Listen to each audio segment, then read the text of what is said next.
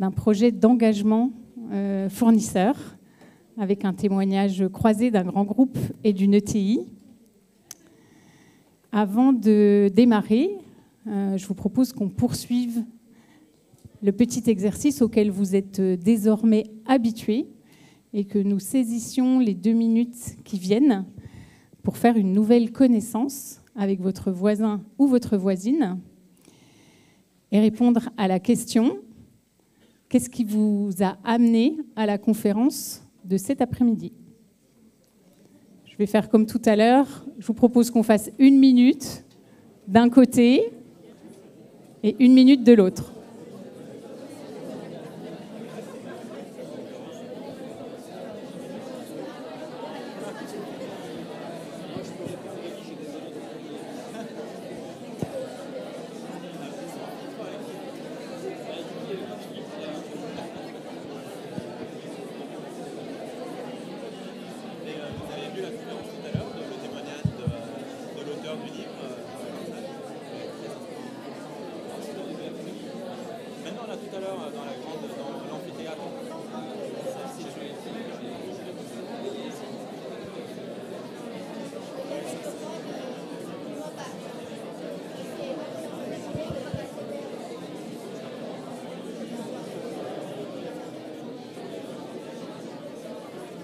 Je vous propose qu'on échange. Levez la main.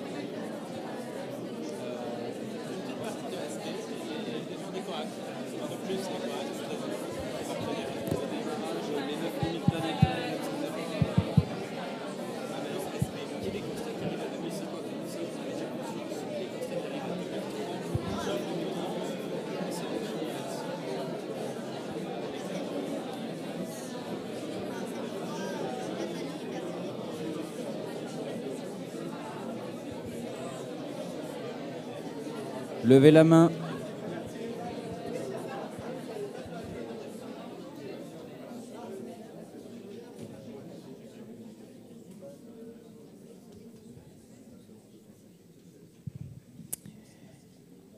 Alors j'ai le plaisir cet après-midi d'être avec 3 intervenants.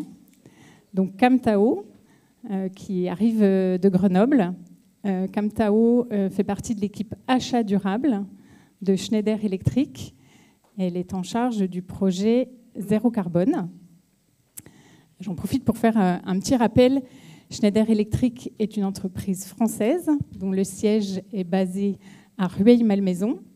C'est une entreprise qui développe un chiffre d'affaires de 38 milliards d'euros, à peu près 50% dans la vente de produits de distribution électrique, environ 30% dans les solutions d'énergie, qu'il s'agisse d'infrastructures, d'automatisme industriel ou de data center, et le reste 20% en logiciels et services. C'est un groupe qui occupe 135 000 personnes réparties dans 100 pays. Cette entreprise a été de nombreuses fois récompensée pour son engagement en matière de durabilité, notamment par le Time, qui a élu Schneider Electric l'année dernière comme entreprise la plus durable. Nous avons également le plaisir d'avoir avec nous Nicolas, qui est directeur maintenance HSE et énergie du groupe Cléance. Le groupe Cléance est un fournisseur stratégique de Schneider Electric et Nicolas est l'interlocuteur de Cam Tao dans le cadre du programme Zéro Carbone. Cléance, c'est une entreprise presque centenaire dont le siège est basé à Lyon, qui développe environ 630 millions d'euros de chiffre d'affaires et occupe 5300 personnes. C'est un des leaders mondiaux de la transformation des polymères. qui sert notamment des entreprises du secteur de l'aéronautique, de l'automobile et également de l'électrique. Elie fait partie, comme moi, de la branche conseil de Schneider Electric, historiquement une branche conseil spécialisée en énergie, qui a été complétée par l'arrivée d'EcoAct il y a un petit peu plus d'1 an, donc conseil en climat et en environnement. Et ensemble, on est à peu près 3000 personnes à travers le monde à accompagner nos clients. On utilise beaucoup le digital et on prodigue des conseils qui vont de la stratégie à la mise en œuvre. Ceci étant dit, je vous propose de démarrer. Donc, Camtao, tu travailles depuis plusieurs années sur le projet Net Zero, qui a un objectif ambitieux, qui est de réduire de 50% en intensité carbone les émissions des fournisseurs de Schneider. Dans le programme Zéro Carbone, il y a cette ambition vis-à-vis des fournisseurs. Il y a aussi un autre volet interne qui est d'atteindre le net zéro à horizon 2025 pour le périmètre 2050 pour le périmètre interne. C'est bien ça? Non, périmètre interne, c'est 2025, pardon. 2025, voilà. Donc, ce projet a deux ambitions. Une ambition vis-à-vis du scope 3, c'est-à-dire les émissions carbone des fournisseurs, on va y revenir, et a également une ambition interne de net zéro pour les sites Schneider à horizon 2025, en limitant la compensation. Peut-être une petite précision d'ordre de compréhension, quand on dit réduire en intensité carbone de 50%, est-ce que tu peux nous préciser ce que ça signifie? Oui, merci Anne pour l'introduction. Donc voilà, c'est très bonne la question. Je pense qu'il est important de préciser notre objectif qui est vis-à-vis à l'intensité carbone. Donc on mesure l'intensité carbone avec le scope 1 et 2 de nos fournisseurs et divisé par leur chiffre d'affaires ou divisé par le nombre de produits qu'ils vendent. Donc pourquoi on a fait ce choix-ci et pas une valeur absolue qui a l'air un peu mieux pour la planète? Je vais explorer un peu plus tard, mais tout simplement parce que c'était un des premiers projets d'engagement des fournisseurs sur un nombre très important. Donc on a fait le choix de commencer tout doucement au lieu de demander à nos fournisseurs qui ne connaissent rien du tout et tout à coup il faut réduire les émissions. Voilà, donc c'est ça notre choix d'objectif. Merci. Quels sont les principaux jalons de ce projet qui, dans sa première phase, a démarré en 2021 et s'achèvera fin 2025? Oui, donc pendant la vie du projet, donc ça fait déjà 4 ans et demi, donc il y a 4 jalons principaux. On a commencé avec l'analyse de maturité de nos fournisseurs et analyser de leur profil des émissions CO2. Donc cette étape de préparation, il était très important pour nous parce que, comme j'ai dit tout à l'heure, c'était l'un des premiers projets d'engagement des fournisseurs. Donc quand on a approché nos fournisseurs pour en parler du projet-là, la plupart découvrent les bilans carbone pour la première fois. Parce que Schneider était le premier client qui a demandé ce type. Donc il était important pour nous de savoir le niveau de connaissance de nos fournisseurs afin qu'on puisse adapter notre démarche et support à notre fournisseur après. Donc, on a fourni plein de formations à eux pour qu'ils évaluent qu'est-ce que tu connais sur la consommation énergétique, qu'est-ce que ça veut dire scope 1, scope 2, afin qu'ils puissent calculer vraiment leurs émissions et ensuite identifier, maintenant c'est scope 1 ou scope 2, le poste le plus important afin qu'on puisse y travailler. Et ensuite, la deuxième étape, c'est de fixer un objectif. Pourquoi c'est important de fixer un objectif? Parce que même sans savoir comment on doit faire, il faut fixer un objectif afin qu'on sache que le top management, ils vont prendre l'engagement pour investir du temps, des ressources et d'argent dans ce type de projet de décarbonisation. Et puis, le projet de décarbonisation, souvent, ça dure plusieurs années. Donc, il faut savoir où qu'on va aller afin de pouvoir construire notre roadmap sur plusieurs années. La troisième étape, bien sûr, le plus important, il faut réduire. Donc, on donne les formations, les supports individuels à nos fournisseurs pour qu'ils identifient et puis implémenter des solutions de décarbonisation avec les 3 volets, commencer avec l'efficacité énergétique, et puis électrification et énergie renouvelable. Et enfin, en parallèle avec la réduction des CO2, on encourage aussi notre fournisseur à faire le reporting et communication de leurs résultats. Parce que la transparence, c'est très important et c'est un enjeu, ça fait partie des enjeux de la RSE. Donc, on demande à notre fournisseur de faire le reporting de leur bilan carbone tous les ans à Schneider, afin qu'on puisse mesurer leur progrès et puis corriger si on voit qu'ils dévient un peu par rapport à l'objectif. Et puis pour la dernière année, qu'on va leur demander de faire une communication publique de leurs résultats. Là, ça veut dire une communication sur leur site web ou CDP, etc. Engager 1000 fournisseurs, c'est pas rien. Quels ont été les plus grands challenges durant cette période, depuis que tu as démarré? Oui, donc la première en challenge, c'est encore la maturité de nos fournisseurs. Parce que 70% de nos fournisseurs sont les PME. Donc les PME, d'abord, ils n'ont pas de connaissances, ils n'ont pas de ressources, ils n'ont pas de moyens. C'est pour ça qu'on a fourni beaucoup de formations, environ 200 sections de formation juste sur le calcul des émissions CO2 ont été conduites en 2021. Et puis ensuite, avec les sections main dans la main, on fait des visites fournisseurs. Par exemple, moi, j'ai visité une 50aine de fournisseurs en Europe pour aller sur site, leur proposer, visiter leur site en tant qu'expert et leur dire, voilà, voici les solutions que vous pouvez implémenter pour réduire les émissions. Le deuxième challenge, c'est que pour notre 1000 fournisseurs, ils se trouvent dans un peu plus de 50 pays. Donc déjà, la sensibilisation aux problèmes climatiques, ce ne sont pas les mêmes. Hein. On peut dire on peut un peu mieux ici, peut-être un peu moins aux côtés des US, par exemple. Et puis les régulations et les supports du gouvernement, par exemple, ne sont pas les mêmes. C'est pour ça qu'on a dû adapter notre support de façon régionale. Ça veut dire qu'on a des experts régionaux qui vont pouvoir conseiller les fournisseurs dans leur région sur quelles sont les solutions plus adaptées à leur pays et quels sont les types de supports, par exemple les supports financiers du gouvernement qui leur permet de faciliter la démarche. Et puis le troisième challenge, qui est toujours un challenge aujourd'hui, ça va encore dans le futur à mon avis, c'est la qualité des données qu'on collecte. Parce que quand les fournisseurs ils ont débuté dans les bilans carbone, comme ils ne savaient pas, donc forcément ils ont fait beaucoup d'erreurs et aujourd'hui même il y a certains qui révisent leurs chiffres parce qu'ils ont oublié quelque chose dans le passé. Et bon, ça c'est un problème un peu continu, mais pour limiter ce problème-là, on a mis en place quelques outils pour nous aider à analyser automatiquement la qualité de données. Et puis après, bien sûr, il faut contacter les fournisseurs un par un pour les guider. Et puis, comme j'ai dit tout à l'heure, on leur demande de faire une déclaration publique de leurs résultats. C'est pour leur rendre aussi plus responsables dans leur calcul. Tu tires quelles leçons de ces 4 années au sein de ce projet?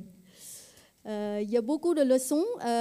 Bon, la première, c'est qu'un projet d'engagement de fournisseurs de telle envergure, il faut avoir forcément l'engagement du top management. Bien sûr, du côté des entreprises qui vont vouloir engager leurs fournisseurs, ce n'est pas un sujet de l'équipe durable, sustainability, mais c'est un sujet de toute l'entreprise en fait. Les acheteurs, si on est les clients qui demandent, et puis du côté des entreprises pour les décarbonations, voilà, la collaboration de l'équipe comme Nicolas par exemple qui est en HSE. Donc c'est très important. La deuxième leçon, et ça m'inspire aussi le discours de l'auteur du livre Anti-Chaos tout à l'heure, parce que finalement c'est la même leçon qu'on a appris, c'est qu'il faut prendre un objectif ambitieux, ce qu'on veut atteindre, et ce n'est pas ce qu'on croit qu'on peut y arriver. Mon chef, il me raconte toujours que quand on a lancé en 2021, il y avait même des personnes qui lui disent bah non, mais tu ne vas jamais réussir. C'est un peu trop. Mais bon, on a quand même osé prendre cet objectif-là. Et puis, comme on a dit, quand on a fait ça, en fait, on ne savait pas comment on peut y arriver. Mais comme le chemin, ça se dessine, comme il a dit l'auteur, on a, essayé de trouver les solutions innovantes pour aider. Mais après, il ne faut pas viser pour la perfection parce que c'est une transformation continue. Donc au début, il y aura forcément des incertitudes, des erreurs. Mais bon, on ne peut pas attendre jusqu'à avoir la perfection pour commencer parce que la planète ne va jamais attendre nous. Et puis bien sûr, le plus important, c'est la collaboration. Donc bien sûr, la collaboration avec notre fournisseur, mais aussi avec les partenaires internes et externes. Et puis chaque société, ils ont leurs propres contraintes. Donc il faut discuter, il faut soutenir, il faut entendre. Et puis aussi prête à investir les ressources et du temps dans ce type de projet. Merci beaucoup. Donc, côté Cléance, vous avez, toi Nicolas, en ta qualité de directeur, tu as fait partie du projet dès 2021, quand Schneider Electric a sollicité l'entreprise pour faire partie du programme. Le dirigeant de Cléance, Eric Pisani, avait eu le nez creux, puisque l'année précédente, il t'avait demandé, je crois avec un collègue, de commencer à plancher sur les questions de stratégie et de bilan carbone. Et donc, c'est tombé à point nommé. Tu es embarqué dans ce programme. En 2022, la branche énergie de Schneider vous a accompagné pour établir une trajectoire validée par la science. Et donc, tu as, avec Camtao, vécu ces 4 années. Qu'est-ce que tu retires de cette expérience ? Le premier point que je retire, c'est l'accompagnement assez exceptionnel pour le coup de Schneider. Des clients, on en a beaucoup. Et je ne fais pas juste un compliment à notre principal client. Loin de là, il y a beaucoup d'approches différentes pour engager la supply chain. La plus commune, c'est simplement envoyer une lettre, demander de la signer, comme quoi on va prendre l'engagement et ensuite classer le papier. Ça, c'est l'approche un peu commune. Je pense que tout le monde la connaît. On la connaît bien aussi. Là, quand Schneider est arrivé, on s'est dit objectif très ambitieux.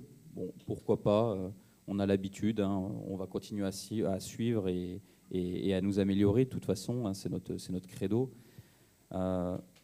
Mais ensuite, quand est arrivé toutes ces séries de webinaires pour vraiment, je dirais même éduquer toute la supply, ces 1000 fournisseurs dont on faisait partie, des éléments les plus basiques sur c'est quoi un scope 1, c'est quoi un scope 2. Bon, ça peut paraître vraiment basique quand on le sait, mais quand on ne le sait pas, en fait, on le découvre à ce moment-là.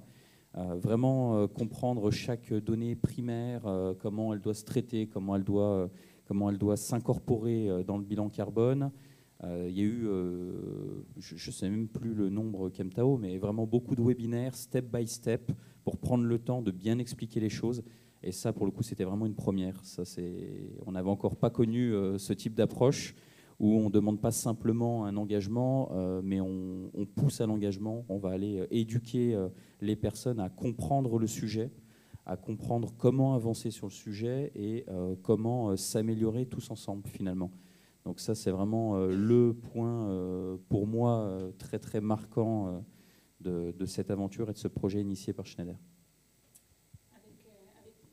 Avec le recul, si tu devais partager 3 bénéfices de ce programme qui ont bénéficié au groupe Cléance. Alors le premier, comme tu le disais, notre PDG courant 2020, pendant cette année un peu particulière qu'on a tous connue, est venu nous trouver et nous a parlé de bilan carbone. Bon, j'ai beau être en HSE, c'est vrai qu'on n'avait jamais évoqué le sujet du bilan carbone. À l'époque, on n'en entendait même jamais parler pour le coup. Nous, on n'a jamais un client qui est venu sur le sujet, on ne s'est même jamais posé la question. Nous, on avançait sur nos consommations d'énergie, la maîtrise. Mais voilà, on n'avait pas forcément regardé cet aspect-là. Donc, on s'était lancé en 2020, fait notre premier bilan carbone et arrive début 2021, le premier client qui pointe le bout de son nez, Schneider Electric, et qui nous annonce des engagements forts à prendre sur le sujet. Donc là, on était plutôt heureux d'avoir quelques mois plus tôt pris le virage et commencé à avancer. Du coup, on savait déjà un petit peu de quoi on parlait. Je mets vraiment le un petit peu dans la phrase parce que le premier bénéfice, c'est un apport de standard.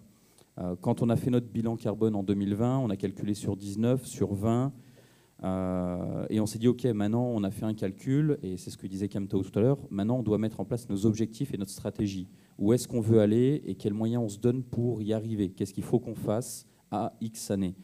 Donc on était en train d'établir cet objectif-là, cette deadline, ces moyens à engager pour y arriver. Et là arrive justement le projet de Schneider et l'engagement à prendre, arrivé à point nommé, puisqu'on allait prendre des objectifs un peu moins ambitieux pour le coup que ceux attendus par Schneider Electric. Donc on s'est dit, bon, on va revoir notre copie déjà, parce que là maintenant on a une base, parce qu'on réfléchissait où est-ce qu'on peut aller, bon, et on ne savait pas trop sur quel standard se mettre.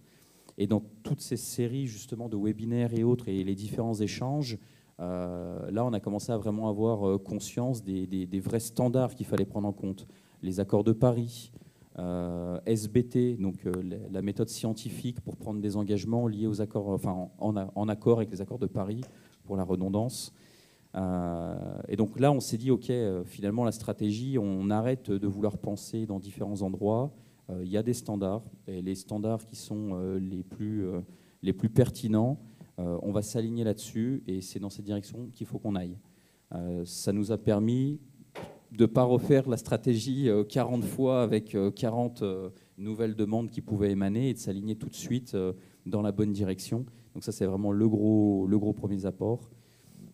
Le deuxième, nous, on avait déjà un certain nombre de basiques sur les bilans carbone, scope 1 et 2 en tout cas. Donc c'est pas trop sur cette partie-là où on a appris beaucoup de choses. Tous les webinaires sur la maîtrise énergétique, pour le coup, nous, ça faisait déjà de belles années qu'on travaillait sur le sujet en déployant des audits énergétiques, comprendre comment on consommait, où est-ce qu'on consommait, comment réduire, comment optimiser.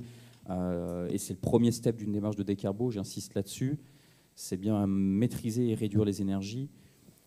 Par contre, tout le volet énergie renouvelable, qui est le step juste après, une fois qu'on a réduit, comment on fait cette fois-ci pour que ce soit plus propre, je le mets entre guillemets, là, on n'était pas très outillé, on ne connaissait pas beaucoup de solutions, et tout l'accompagnement que Schneider a aussi déployé sur ce volet-là nous a vraiment permis de connaître toutes les différentes solutions qui peuvent exister sur le marché. Et pour le coup, il y en a beaucoup, avec des avantages, des inconvénients. Donc chaque solution n'est pas faite pour tout le monde.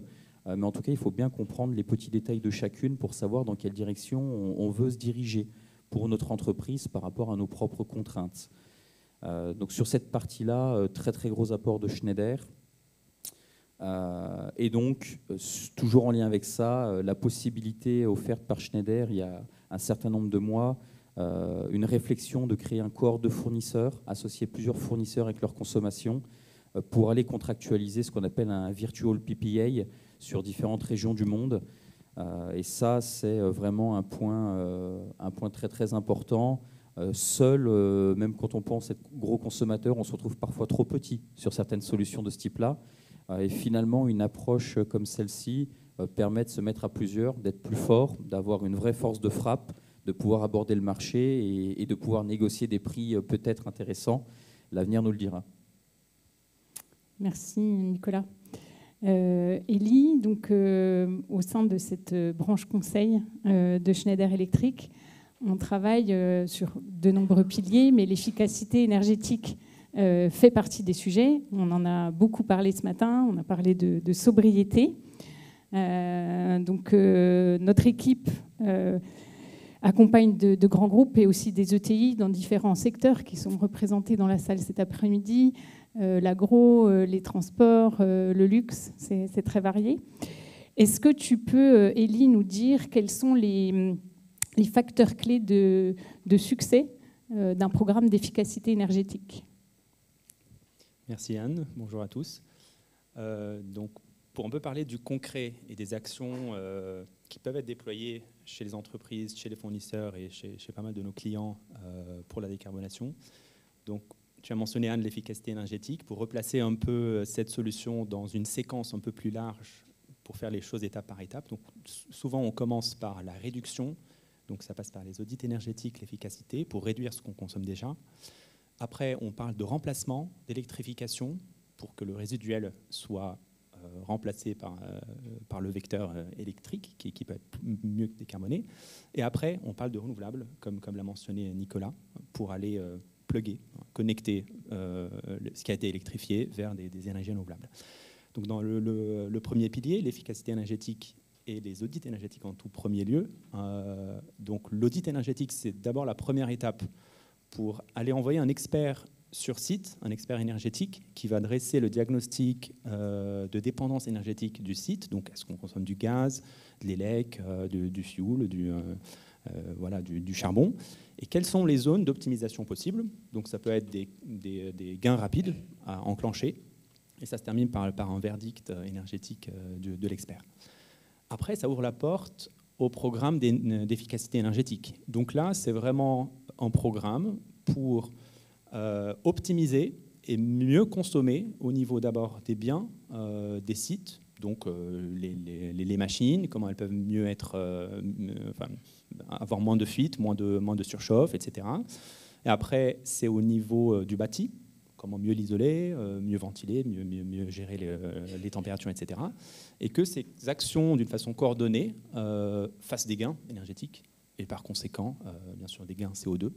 Et c'est une façon un peu rentable, disons, de consommer moins et un pas de plus pour atteindre les objectifs climatiques qu'on se dote. Est-ce qu'il y a des challenges dans ces programmes ? Certainement, il y en a un, comme partout. Des challenges, principalement, disons, il faut que l'étude soit la plus, disons, qu'elle soit la mieux quantifiée possible. Parce que là, on projette sur des années de retour sur investissement. Les prix, ça évolue, inflation, etc., on connaît tous.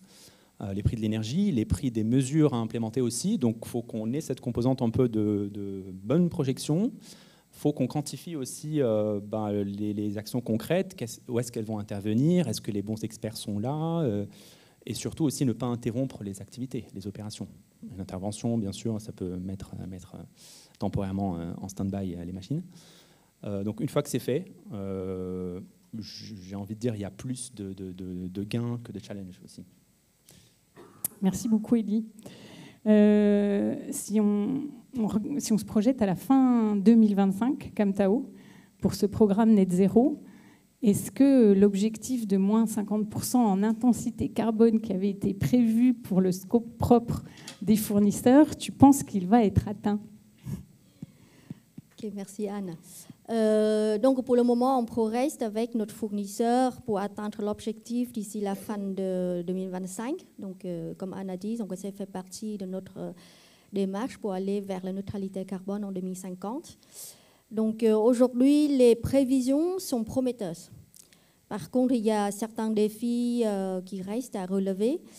Donc, l'un des défis est comment on peut confirmer la qualité des données qui va être communiquée par notre fournisseur afin qu'on puisse confirmer le résultat de façon fiable. Donc,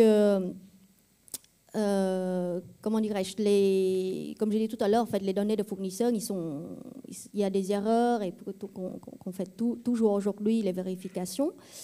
Mais un axe clé qu'on est en train de travailler, c'est de demander à notre fournisseur de communication leurs données sur une plateforme publique. Il y a plusieurs raisons. D'une partie, c'est marrant, mais quand on demande aux entreprises d'aller communiquer, ils disent « Ah non, attendez, il faut que je revoie mes chiffres ». Donc voilà, ça leur demande de travailler dessus. Et puis, non seulement cela, c'est aussi, ça leur aide à comprendre un peu mieux, mettre en pratique comment ils puissent communiquer de façon transparente et responsable sur leurs données. Donc c'est un axe majeur qu'on fait. Et puis, en fait, ce sujet-là, c'est assez nouveau pour plusieurs entreprises. C'est un peu marrant, mais il y a certaines sociétés qui ne veulent pas trop communiquer sur ce qu'ils font. C'est tout simplement parce qu'ils ont peur qu'ils font des erreurs. Donc on donne vraiment beaucoup de support et le soutien et les formations à nos fournisseurs afin de leur aider à faire ça. Donc ça ne sera pas seulement pour Schneider, pour notre projet, mais c'est aussi pour les autres clients. Par exemple, on est partenaire avec CDP. On fournit à environ 500 fournisseurs les licences gratuites afin qu'ils puissent communiquer leurs résultats via CDP et puis voilà, obtenir des bonnes notes qu'ils peuvent aussi communiquer à leurs clients. Voilà. Quand on regarde la période qui s'ouvre, donc le programme, enfin le projet Net Zéro qui va s'achever fin 2025 est en train d'être réfléchi pour la période 2026-2030. Côté Cléance, il y a différents sujets de réflexion qui s'ouvrent. Et il me semble que vous avez des réflexions sur la question des émissions par produit. Est-ce que je suis bien renseignée? C'est bien ça? Pour les émissions par produit, effectivement, Schneider est à nouveau venu toquer à notre porte dernièrement pour lancer une phase justement de validation du concept de leur côté sur la manière dont ils pourraient réussir à faire le calcul de l'empreinte carbone de leurs produits finis, hein, des produits qu'eux vont vendre derrière sur le marché.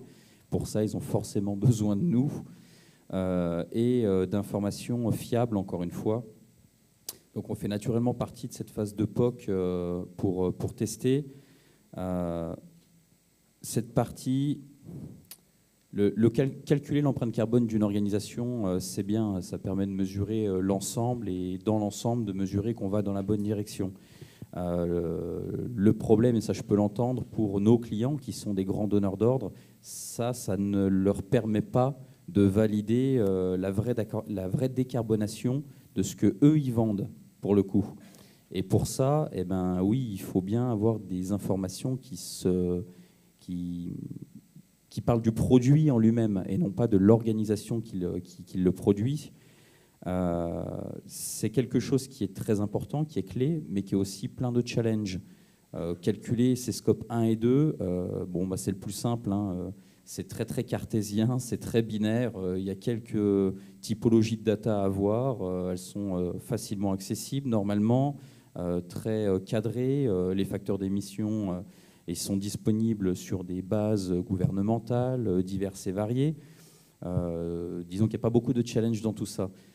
Calculer l'empreinte carbone d'un produit, ça nécessite beaucoup d'informations de notre propre supply chain, de nos fournisseurs, notamment de matières, qui représentent toujours le plus gros de l'empreinte carbone du produit fini, et aussi en interne. C'est plus simplement on consomme combien d'électricité, c'est on consomme combien d'électricité ou de gaz ou autre sur la machine pendant qu'on fait cette production.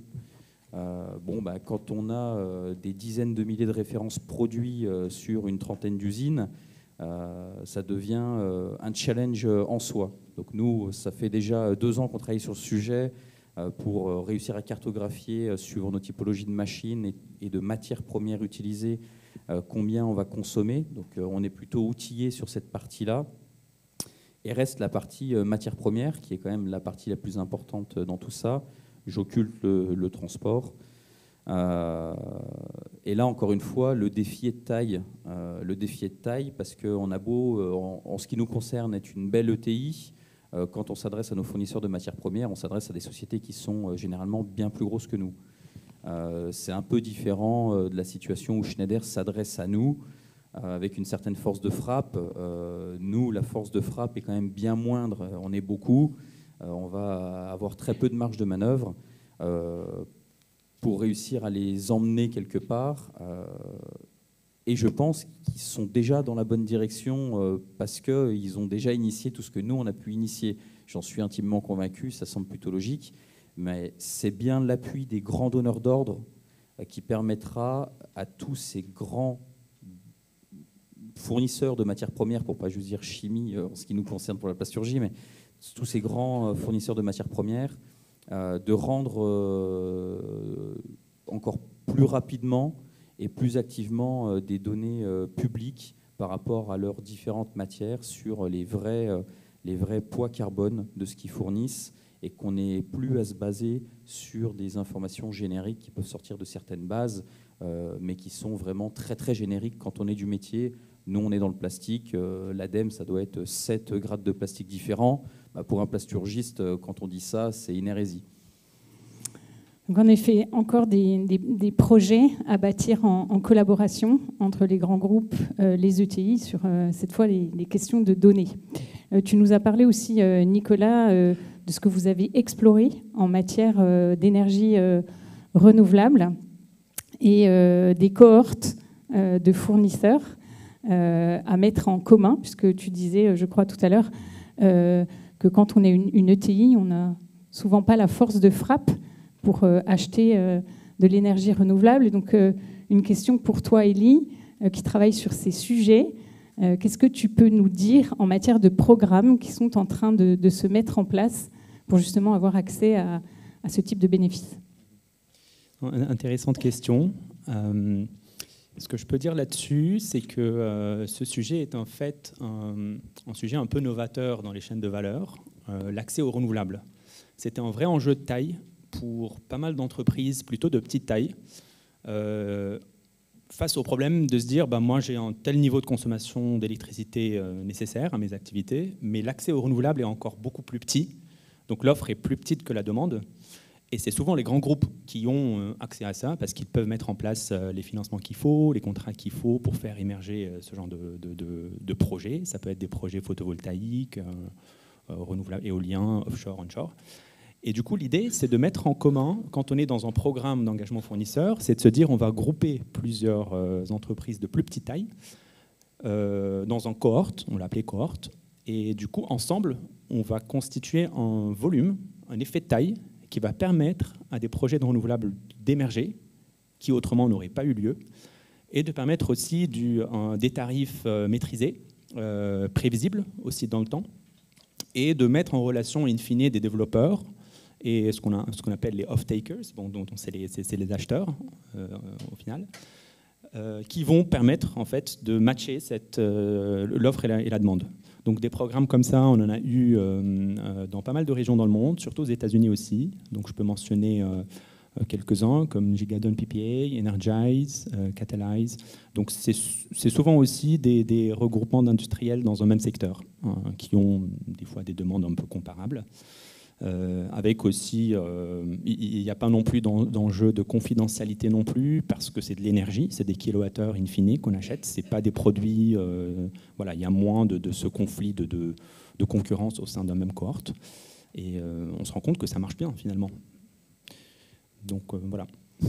Merci beaucoup. Sur les questions de solutions pratiques, qu'il s'agisse d'analyse de risques physiques, de solutions qui sont augmentées par la technologie et notamment par l'intelligence artificielle, je vous invite à faire un petit tour sur le stand EcoAct SBSI qui est au rez-de-chaussée, où plusieurs de nos experts pourront vous faire des démonstrations et vous donner d'autres exemples de ce qu'on peut mettre en œuvre pratiquement. J'aimerais laisser un petit peu de temps pour les questions-réponses. Donc, je vais poser la dernière question à Cam Tao. Tu es en train de travailler sur la prochaine version, la prochaine saison du projet Net Zero de 2026 à 2030. Quel serait ton rêve le plus cher pour ce projet ? Oui, merci Anne. Juste pour parler rapidement de ce projet-là, avant de dire mon rêve, parce que du coup, pour la période 2026-2030, l'objectif de Schneider, c'est de réduire 25% des émissions absolues. Donc, ce n'est plus l'intensité carbone, mais maintenant, c'est la valeur absolue. Et c'est sur toute notre chaîne de valeur. Ça veut dire scope 1, scope 2 et le scope 3. Donc, c'est un objectif assez ambitieux et notre prochaine étape, donc c'est ce que Nicolas a parlé tout à l'heure, c'est de travailler avec nos fournisseurs pour réduire les empreintes carbone de leurs produits. Donc bien sûr, il y a des challenges que donc, Nicolas a parlé de son côté pour comment calculer l'empreinte carbone des produits. De notre côté, le challenge c'est aussi différent parce que pour atteindre notre objectif, on doit faire évoluer notre périmètre d'engagement horizontalement et verticalement. Donc, on doit collecter des données, des empreintes carbone d'environ plusieurs dizaines de milliers de produits qu'on achète. Donc, c'est assez compliqué en termes de nombre de données qu'on doit réussir. Mais bon, donc voilà, mon souhait, bon, bien sûr, fondamentalement, c'est la réussite de ce projet-là en 2030. Mais au-delà de cela, j'espère vraiment que ce nouveau plan peut devenir un catalyseur d'une collaboration avec notre fournisseur, et non seulement avec notre fournisseur et dans notre propre opération, mais aussi avec le fournisseur de fournisseurs, donc sur toute la chaîne de valeur. On espère vraiment qu'on peut travailler main dans la main pour non seulement optimiser notre process, réduire les consommations énergétiques, mais ou utiliser l'énergie renouvelable, donc les solutions qu'on en a parlé, mais c'est aussi, il faut repenser la façon qu'on utilise des ressources, comment réduire la matière qui va impacter l'empreinte carbone du produit, réduire les déchets, par exemple, adopter les modes de transport plus verts, plus intelligents. Donc le scope d'action va être beaucoup plus large, mais voilà, donc on a besoin d'une collaboration et un effort commun de tous les acteurs afin qu'on puisse aller vers la neutralité carbone en 2050. Merci beaucoup d'avoir illustré ce programme qui est un vrai programme d'engagement collectif. On aurait aimé avoir encore plus de temps pour vous parler d'autres domaines de collaboration, puisque le programme d'engagement Schneider va bien au-delà de la seule question carbone. Si vous voulez plus d'informations sur le sujet, le rapport annuel 2024 de l'entreprise donne vraiment des détails extrêmement intéressants sur le sujet. À titre d'information, le groupe a mis en place un indice qui s'appelle le SSI, le Schneider Sustainability Impact, qui est constitué de 12 indicateurs ESG et qui constitue en moyenne une note sur 10. Pour 2024, l'objectif fixé en interne était d'obtenir une note de 7,4. À l'issue de l'année 2024, le score était de 7,55 et qui traduit le fait que l'engagement global du groupe a excédé l'objectif qu'il s'était fixé lui-même. Comme ça fait un petit moment que nous parlons, je vais vous rendre la parole pour à nouveau un rapide temps d'échange. Et ensuite, nous laisserons la place aux questions-réponses. Et je vous propose de parler à un autre voisin ou une autre voisine pour répondre à la question suivante. Qu'est-ce que j'ai appris de plus important durant cet échange? La parole est à vous.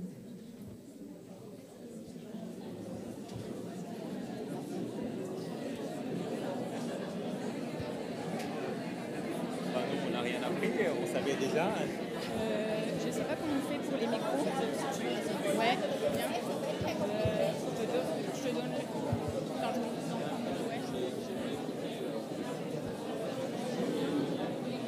ça, on se passera les nôtres. Il ne marche pas celui-là. C'est ça que je dis.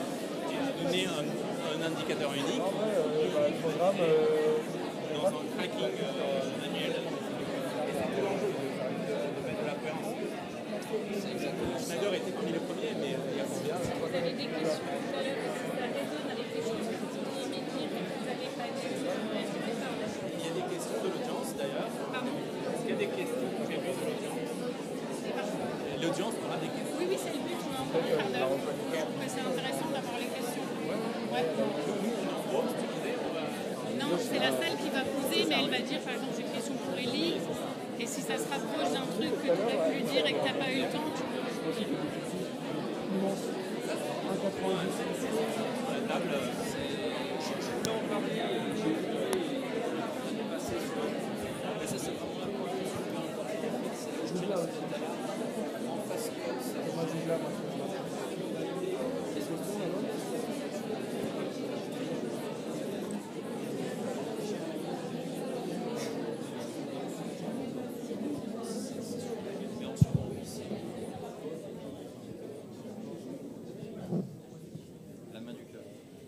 Merci, merci. Vous m'entendez? Oui. Il nous reste un petit quart d'heure. Donc avec grand plaisir pour répondre à toutes vos questions. Il n'y a aucune mauvaise question.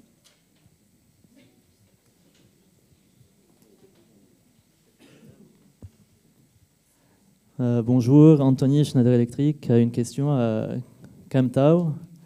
Quel est l'engagement côté Schneider par rapport à la réduction d'intensité carbone d'un fournisseur? Est-ce qu'on s'engage sur un volume ou est-ce qu'on renégocie le prix du produit par rapport à l'investissement du fournisseur? Comment ça fonctionne? Ou est-ce que c'est juste des pénalités si le fournisseur n'atteint pas sa réduction de 50%? Oui, merci de la question. Alors, je pense que le plus important, c'est qu'il faut qu'on soit d'accord avec le fournisseur que la décarbonation, ça apporte les bénéfices à toutes nos deux sociétés. Enfin, bien sûr, deux sociétés, mais au-delà de cela. Parce que c'est vrai que Schneider était le premier client qui demande, mais comme Nicolas a dit, après, il y a d'autres clients qui vont venir demander. Donc, tout ce que nos fournisseurs font aujourd'hui pour Schneider, ça va être utile pour eux pour le futur. Et il y a déjà, après 3, 4 ans, 5 ans, on est presque 5 ans, il y a beaucoup de fournisseurs qui reviennent vers nous. Et heureusement, grâce à Schneider, j'ai débuté les démarches de ma décarbonisation. Ce n'est pas seulement ça, il y a aussi le même sujet sur l'EcoVadis qu'on demande à nos fournisseurs. On était le premier qui demande l'EcoVadis. Et le fournisseur revient nous remercier parce qu'il y a d'autres clients qui vont venir demander. Donc, une fois qu'on est clair sur ce sujet-là, on peut travailler main dans la main. Et ce n'est pas une simple pénalité, on ne va pas pénaliser quelqu'un de le faire, mais c'est vrai qu'il faut encourager, on continue, il faut que le fournisseur, ils savent aussi que Schneider et puis les autres grandes entreprises, quasiment tous, on prend des engagements sur la neutralité carbone à 2050. Donc, il y a une tendance du marché qui fait que même si eux, ils ne voient pas le bénéfice eux-mêmes, ils doivent le faire parce que c'est pour le bénéfice on peut dire, pour leur société, pour leur entreprise, parce que ça leur permet de, comme on dit, avoir des activités durables et puis répondre aux demandes de marché. Et puis, du côté Schneider, on apporte aussi beaucoup de support, comme on fournit l'RCSCDP, on fournit des outils gratuits, des conseils gratuits à nos fournisseurs. Donc, tout cela, on ne mesure pas. Mais voilà, nos fournisseurs, ils doivent savoir aussi. Et puis, bien sûr, on doit aussi reconnaître les efforts de nos fournisseurs. Donc, par exemple, on a comment on dit, des Sustainability Awards, dans lesquels on va reconnaître tous les ans certains fournisseurs qui sont le plus avancés dans la démarche. Donc, bien sûr, avec cela, on va pouvoir envisager le plus de business dans le futur parce que ça permet à répondre aux demandes de notre client aussi. Donc, voilà, c'est un win-win situation. Je vais juste préciser, je confirme qu'il n'y a pas d'augmentation des prix pièces qu'on livre par rapport à la démarche. Juste au cas où ce n'était pas clair. Oui, alors j'avais une autre question et qui est un peu liée. En fait, comment est-ce que vous sélectionnez vos fournisseurs dans les notations? J'imagine que vous les notez quand vous les remettez en appel d'offres. Comment fonctionne ce dispositif? Quelle est la part relative de prise en compte du SSI, etc. Parce que c'est un gros budget identifié. J'imagine que les modules de formation doivent être poursuivis. Alors, si vous êtes capable de me donner votre turnover, le turnover des fournisseurs, puisque c'est un marché qui en fait dynamique. Je voudrais juste comprendre mieux la question. Ce que vous voulez dire, c'est comment on met en valeur... Donc, si vous avez des appels d'offres, oui. J'imagine que vous en avez. Quand vous avez des marchés qui reviennent, vous n'avez pas des fournisseurs qui sont toujours les mêmes.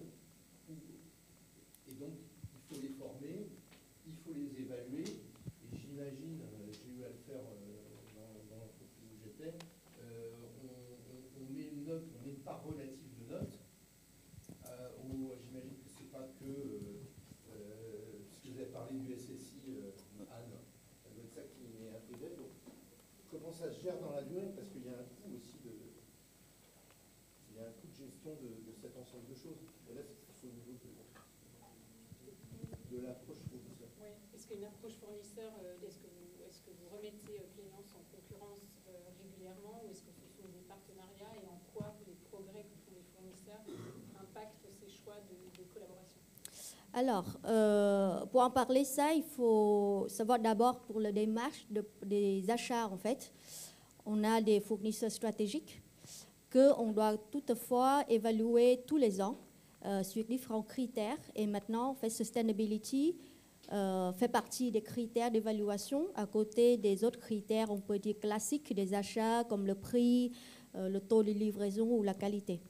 Donc maintenant, le développement durable, ça fait partie. Et bon, développement durable, chez nous, la note, ça ne comporte pas que le Zero Carbon Project. Il y a aussi d'autres sujets comme le sujet sur le droit humain, la note EcoVadis par exemple. Donc tout cela, ça nous permet d'évaluer un fournisseur s'il est plus ou moins mature sur le sujet. Et notre approche, c'est d'accompagner nos fournisseurs. Par exemple, le client, il peut être très bon sur certains domaines. Il y a certains autres fournisseurs qui sont moins bons. Donc notre approche d'abord, c'est d'accompagner ces fournisseurs-là pour augmenter ces notes, pour qu'ils ne soient pas toujours comme ça et on dit on va arrêter avec vous parce que vous n'êtes pas bon. Donc ce n'est pas comme ça notre démarche. Donc bien sûr, sur le long terme, les fournisseurs stratégiques, on a besoin de collaborer en continu parce que le sujet de développement durable, ça ne va pas juste atteindre un certain niveau et on s'arrête là. Donc il faut mesurer sur un long terme, est-ce qu'ils vont être capables de nous accompagner sur d'autres sujets dans le futur, donc maintenant décarbonation, après futur PCF, le Product Carbon Footprint. Mais l'idée, c'est, dans notre prochain projet, on ne va pas se limiter à travailler qu'avec notre fournisseur stratégique, parce qu'il faut savoir qu'on n'a qu'environ 800 fournisseurs stratégiques sur une base de données de fournisseurs de 50 000 fournisseurs. Donc notre objectif aussi, c'est comment accompagner tous les autres fournisseurs non stratégiques afin qu'on tous puissent aller vers le meilleur objectif, et puis les fournisseurs non stratégiques peuvent devenir les fournisseurs stratégiques. Et désolé Nicolas, mais voilà, les fournisseurs stratégiques, on va continuer à challenger pour qu'ils ne pas dire, OK, maintenant on est stratégique, on s'arrête là. Voilà. Il faut qu'on reste stratégique. Il faut que vous restiez stratégique, voilà. Bonjour. Bonjour, Naïma, une question. Schneider est un groupe international aussi. Et parmi vos fournisseurs, j'imagine, certains viennent des États-Unis, probablement. Comment faites-vous pour calculer leur scope décarbonation compte tenu des nouvelles politiques appliquées? Et étant donné qu'il n'existe pas de standardisation aujourd'hui claire sur la manière de noter, sur ces notations, comment vous arrivez à corréler et à tenir votre feuille de route aujourd'hui avec ces fournisseurs, notamment sur des notes au-delà de la partie carbone, mais extra-financière, et notamment la diversité?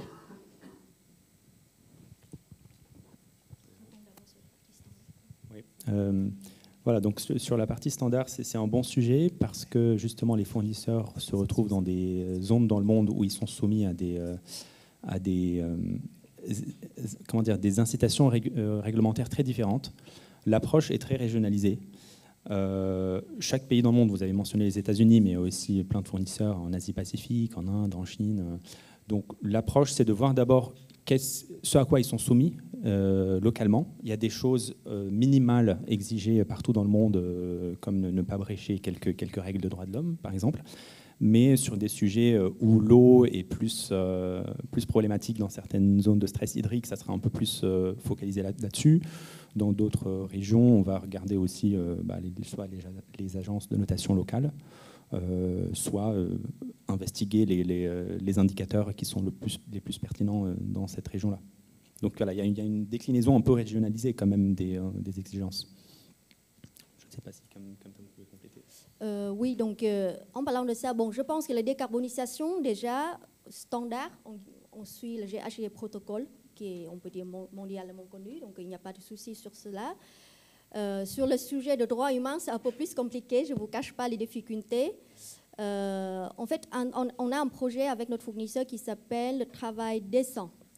Donc, le travail décent, il s'agit accompagner nos fournisseurs pour améliorer leur processus interne afin d'assurer des conditions de travail décentes pour leurs employés et aussi avec les employés de leurs fournisseurs. Donc, dedans, ça couvre différents sujets, à partir des sujets de base comme le travail des enfants, le travail forcé, à certains sujets un peu plus, inspirés comme le salaire décent, par exemple. Donc, c'est vrai, l'avancement des fournisseurs des États-Unis sont un peu plus compliqués que les autres, surtout avec l'arrivée de Trump, qu'on ne cache pas qu'il y a certaines entreprises qui reviennent en arrière sur leur stratégie. Après, notre approche, c'est d'abord avoir le même standard, la même demande pour tous nos fournisseurs dans tout le monde. Parce qu'on est persuadé que ce sont les conditions minimales. Il faut respecter. C'est pas dire que tu es aux États-Unis, que tu dois être plus privilégié que les autres. Donc, on demande la même chose.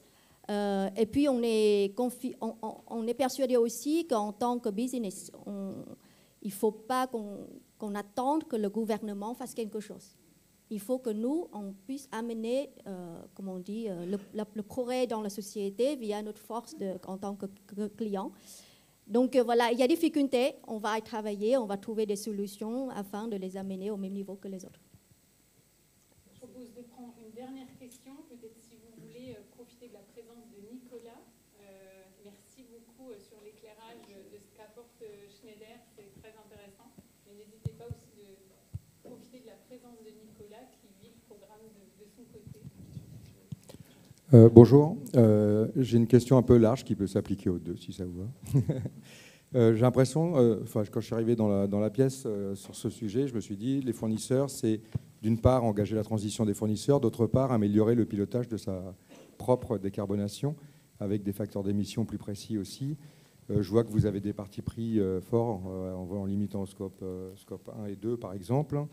Et de l'autre côté, côté fournisseur, que ce que vous donnez n'est pas forcément non plus représentatif de ce que vous mettez dans votre bilan carbone.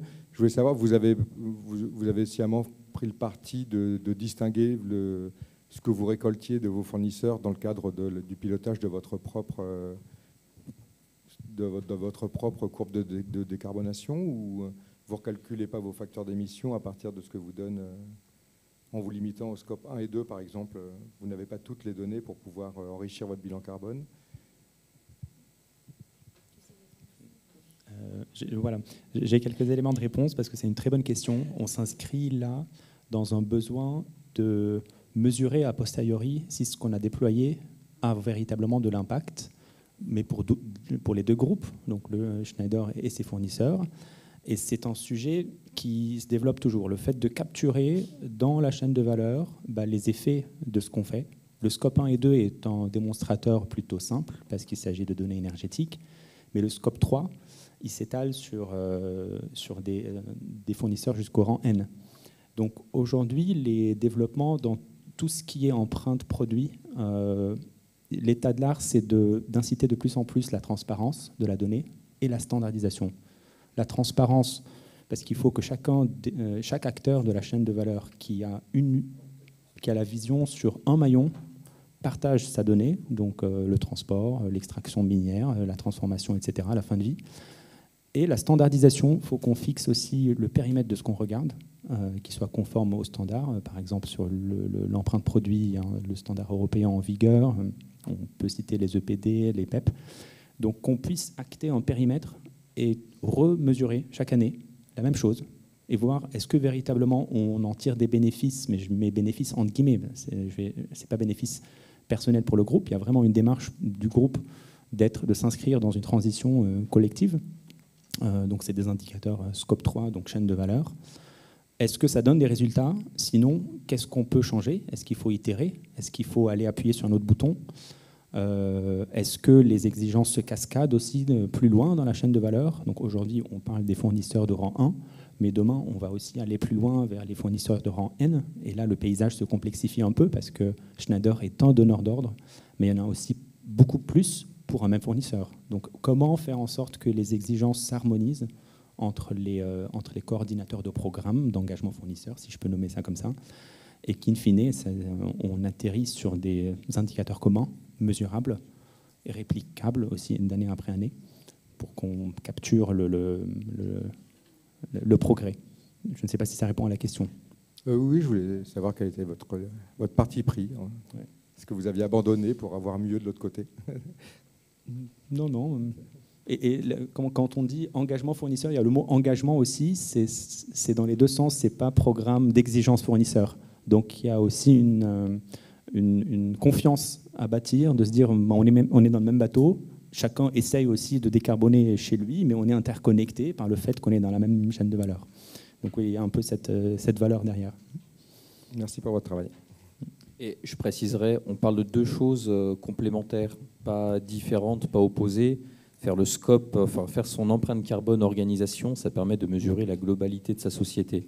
Que ce soit n'importe lequel des scopes, c'est assez cartésien. Le scope 3 un peu plus ambigu parfois, beaucoup d'approximations et autres, mais on peut encore s'y retrouver et voir où est-ce qu'on va. Faire l'empreinte carbone de son produit, c'est une approche qui est différente en fait. C'est pas les mêmes méthodes de calcul. Et ce qu'évoquait Elie, justement, c'est le point le plus important, c'est qu'on peut aller vite pour le faire si on prend toutes les bases qui existent. Des bases avec des facteurs génériques sur des matières, sur des transports et autres, c'est bien, ça permet d'aller vite. Sauf qu'en fait, au bout du bout, on n'a toujours pas la vraie empreinte de notre produit parce qu'on n'a pris que des bases qui ne sont pas du tout les nôtres. La complexité, c'est vraiment d'aller chercher ces données primaires qui sont les données exactes de ce qu'on injecte vraiment dans le produit et qu'il faut à tout prix améliorer avec le temps. Et de toute façon, il n'y a que ces données-là qui nous permettront de vraiment mesurer ce qu'on fait, notre stratégie, est-ce qu'elle a vraiment un impact au bout du bout sur ce qu'on livre.